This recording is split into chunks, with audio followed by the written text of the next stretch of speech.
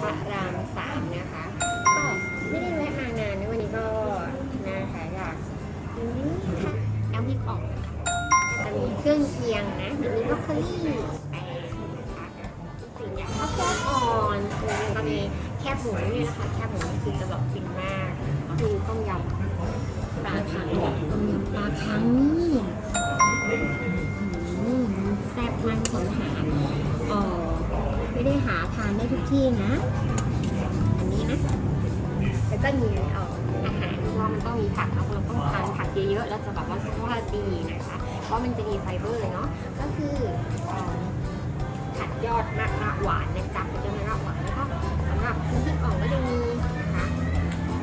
มีผักสดให้ด้วยจะมาเริ่มชิมจากอันนี้นะคะน้ำอันนี้ก่อนละกันนะต้มยำปลาคังค่ะ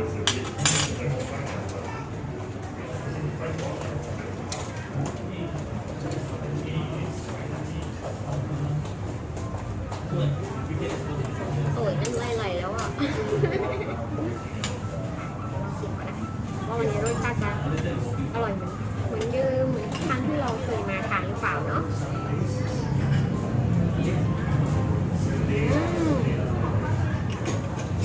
มันจะแบบเปรี้ยวชื่นใจมากค่ะมันจะแบบเปรี้ยวไม่ได้เปรี้ยวแบบเวอร์นะไม่ได้เปรี้ยวแบบว่าจะทานไม่ได้นะเปรี้ยวแบบว่ากำลังอร่อยทุกคนก็เป็นเนื้อปลาเนาะก็มีอันนี้เป็นเห็ดนะคะนั่นจะเป็นเห็ดออกเห็ดฟางนะคะโอ้เป็นเจ้าเ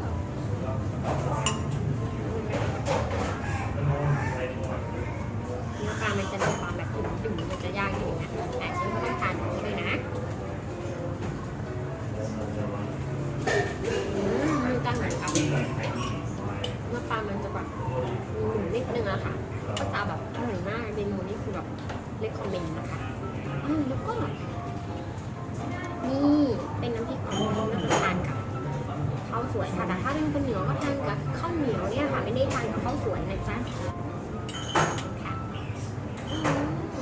นี่นะคะ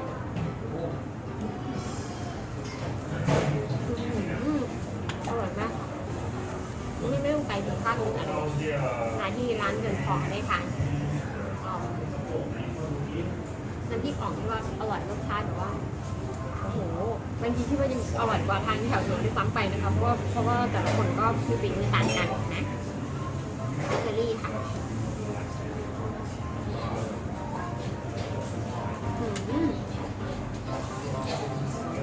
บ้านเหนียวคนเหนือเวลาทานต้องทานแบบนี้เลยนะ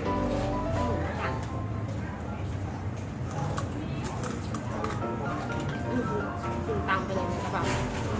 เดี๋ยวมันที่มันจะแบบอร่อยมากไม่มีคำบรรยายแล้วอร่อยสุดๆเลยค่ะต่อมาต่อที่อันนี้นะคะค่ะแบบเขียวนะครับชิมเลยนะ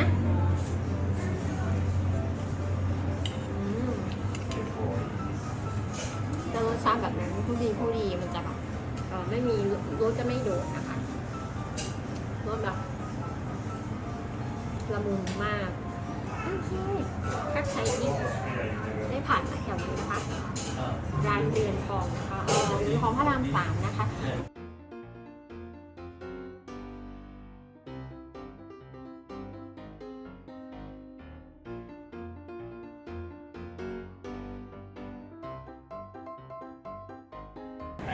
ค่ะแล้วก็วันนี้นะคะเป็นวัน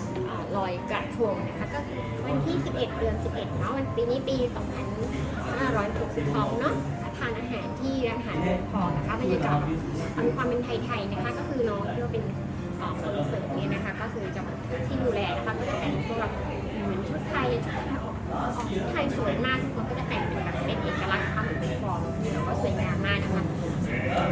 ถ้านึกถึงอาหารอร่อยรสชาติดีก็ต้องอย่าลืมนึกถึงเรือนทองนะคะ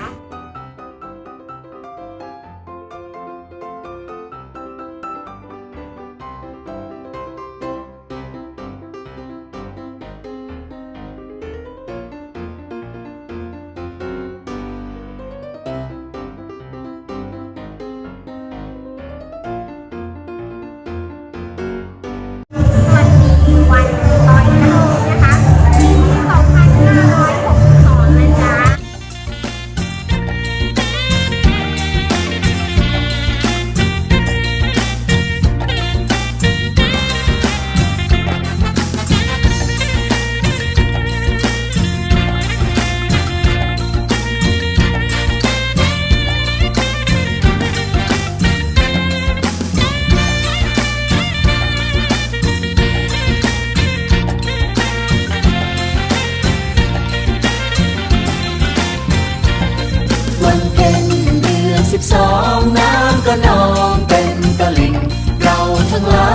ายหญิงสัตว์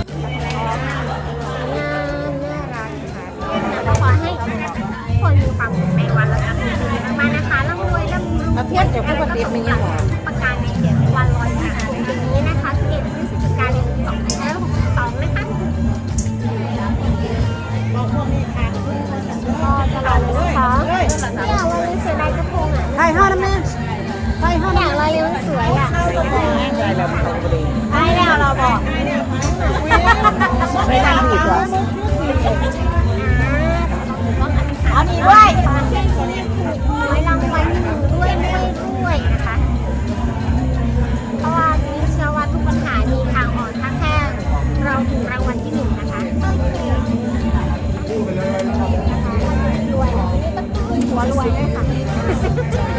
และก็นะคะขอให้ซื้อรางวัลที่หนึ่งนะคะ10 ใบนะคะ